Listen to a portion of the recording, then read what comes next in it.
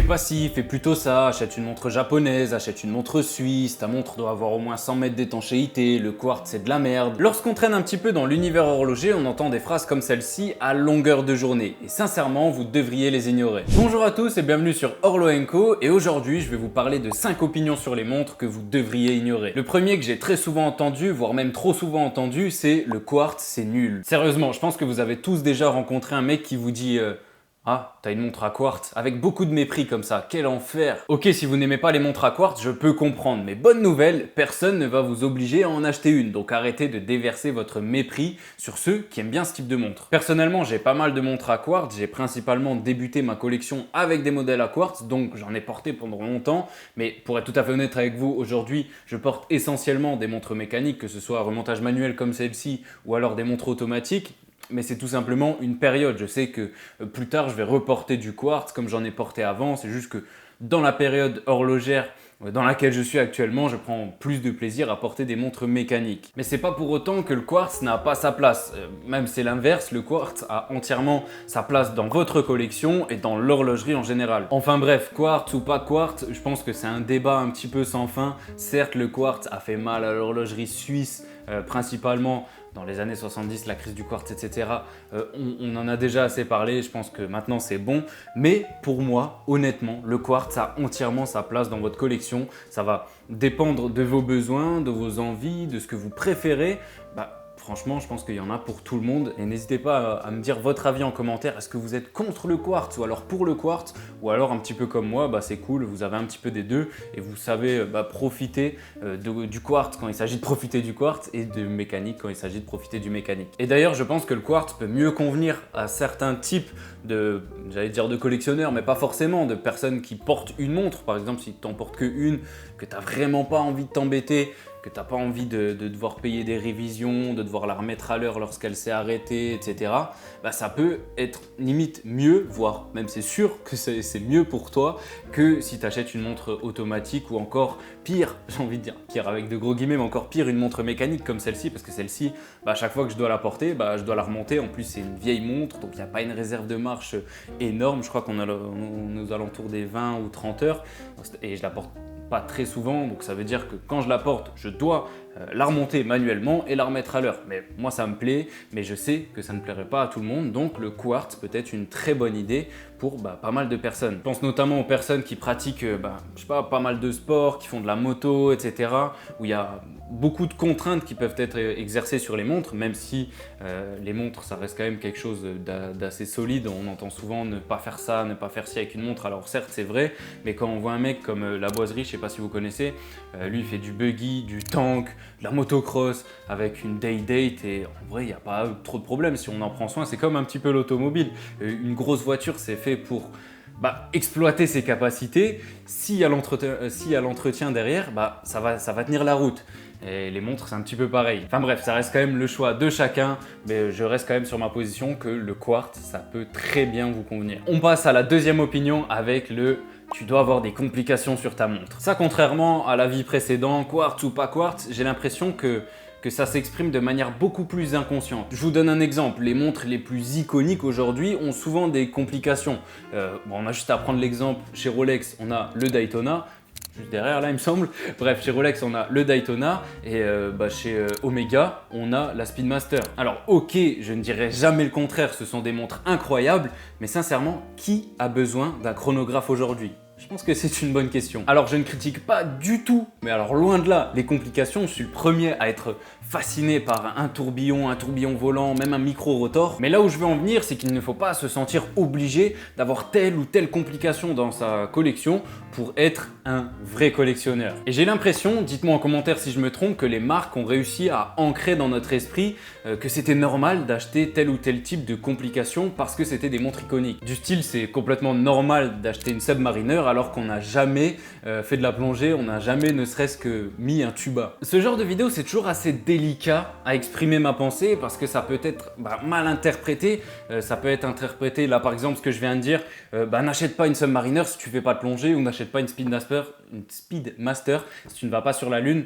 On est d'accord que ce critère, je pense qu'ils en auraient pas vendu beaucoup des Speedmaster s'il fallait le respecter. Mais bref, je ne dis pas du tout ça, juste essayer de prendre du recul sur ce qui nous influence dans l'horlogerie, ce qui nous fait acheter tel ou tel type de montre, pourquoi on en est arrivé là. Et d'ailleurs, je vais directement passer au point suivant, n'écoutez pas les influenceurs et les créateurs de contenu. Mais Paul, tu fais une vidéo dans laquelle tu nous donnes ton avis et ensuite tu nous dis de pas l'écouter. Ouais, je comprends, ça peut sonner bizarre, mais encore une fois, c'est plutôt dans le sens où prenez conscience des influences qui jouent sur vous lorsque vous allez acheter une montre. Alors c'est très bien de se renseigner sur une montre, sur un modèle avant de l'acheter, je vous le conseille même, mais ne prenez pas l'avis d'un blogueur ou d'un youtubeur pour acquis. C'est pas parce que un tel ou un tel a dit ça qu'il faut prendre ça pour vérité absolue. C'est pas parce qu'un créateur de contenu vous dit les montres vintage c'est incroyable, je prends un exemple au hasard, hein, pas du tout d'arrière-pensée là derrière.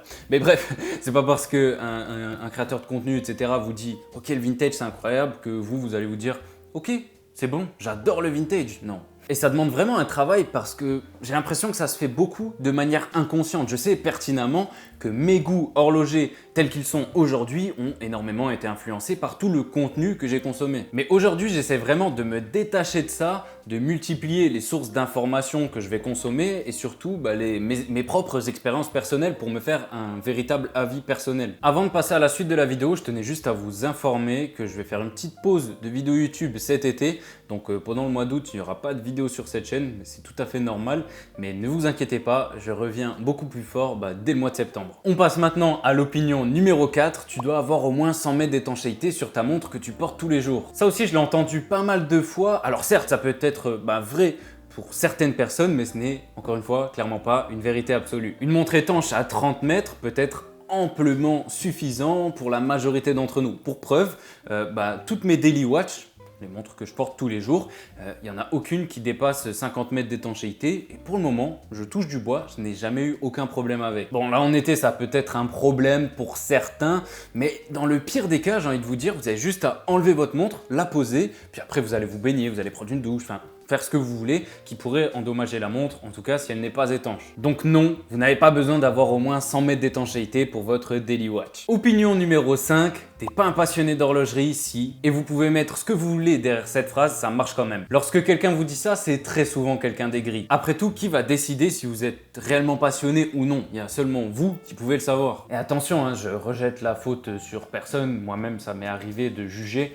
inconsciemment des personnes qui me disent « Ah ouais, putain, t'es un petit peu dans l'horlogerie, t'aimes les montres, moi aussi j'adore les montres. » Je dis « Ah ouais, trop bien, qu'est-ce que t'as comme montre ?»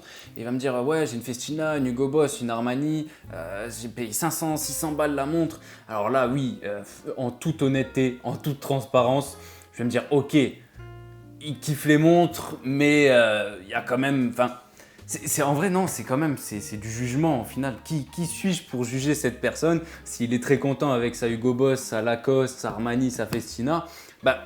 Tant mieux, franchement, il kiffe une partie de l'horlogerie. En tout cas, il trouve son bonheur dans les montres. Et au final, c'est tout ce qui m'importe. Que la personne, elle kiffe. En plus, elle kiffe une passion, entre guillemets, commune, même si on ne va pas aimer le même style de montre, on ne va pas aimer l'horlogerie peut-être à la même échelle.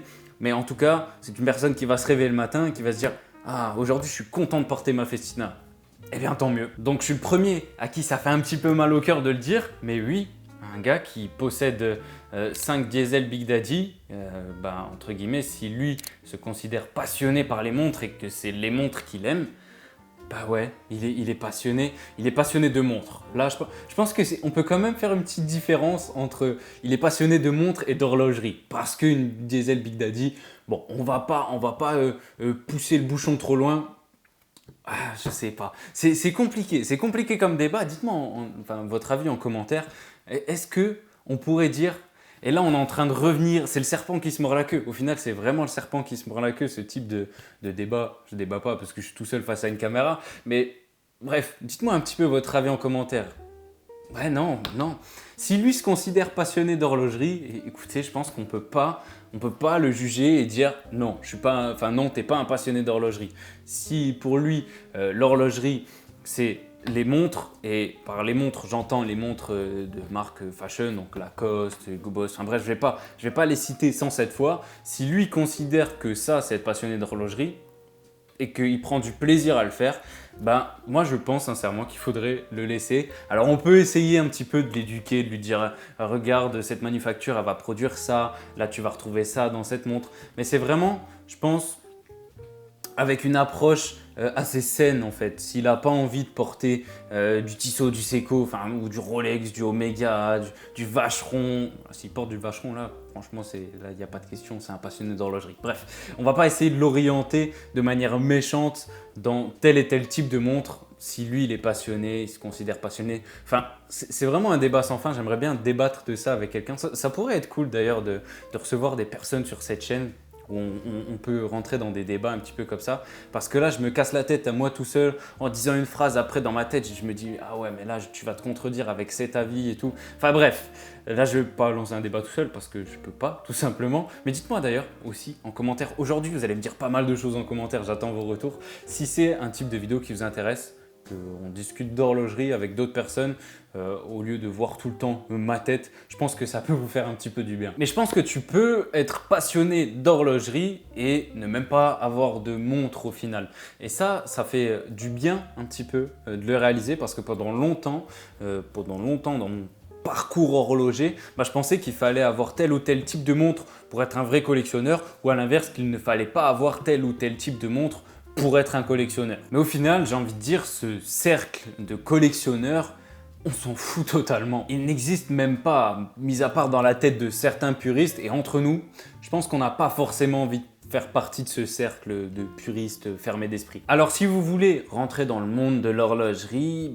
faites, lancez-vous, achetez la montre qui vous plaît et ne vous bloquez pas d'acheter un certain modèle parce que telle ou telle personne a dit que la montre n'était pas bien. L'horlogerie, c'est quelque chose de très subjectif, chacun a ses propres goûts, vous allez aimer des choses que d'autres vont détester et j'ai envie de dire tant mieux, ça serait un peu triste si on avait tous une PRX par exemple au poignet. En bref, si vous aimez les montres, achetez-vous une montre, celle que vous voulez, évidemment, essayez de vous renseigner un minimum au préalable pour être sûr qu'elle vous convient. Mais essayez de ne pas subir les influences de tel ou tel créateur de contenu, moi y compris évidemment. Et je dirais même surtout moi, car en aucun cas je suis un expert, je suis juste un passionné d'horlogerie qui partage un petit peu sa passion à travers quelques vidéos, mais je suis très loin d'être un puits de connaissances sur l'horlogerie. Je fais des erreurs très souvent, je me trompe très souvent, donc prenez pas forcément pour acquis tout ce que je dis. Pour finir sur une note positive, on est d'accord que tous ces avis, ces opinions, etc., en vrai, c'est rien comparé à la beauté de l'univers horloger. Ça reste quand même un univers passionnant qui, j'espère, a encore de très longues années devant lui. Et voilà, j'espère que cette vidéo vous a plu. Pour une fois, je vous dis pas à dimanche prochain 18h30 pour une nouvelle vidéo sur l'horlogerie, mais nous, on se revoit en septembre. Je vous souhaite un merveilleux été. Profitez bien, profitez de vos proches, de vos montres, de tout ce que vous voulez. Puis moi, je vous dis, on se revoit en septembre. Mais en attendant, n'oubliez pas, prenez soin de vos montres.